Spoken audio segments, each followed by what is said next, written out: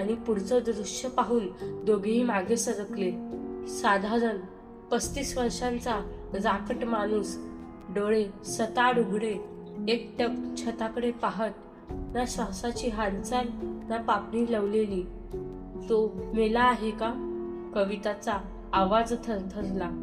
तेवढ्यात तो माणूस खाडकन उठून बसला, जसा एखादा ताठ मुर्दा उठावा तसा. कोण तुम्ही? त्याचा आवाज कोरडा, निर्जीव. रोहनने सगळी हकीकत सांगितली.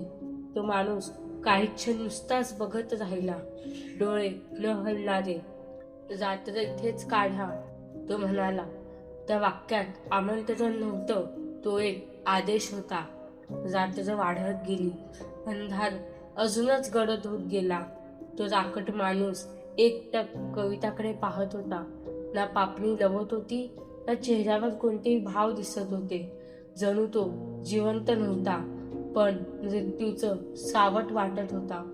मंद लालटेन झोपडीच्या मध्यभागी तेवत होती. हळूहळू सगळे झोपले.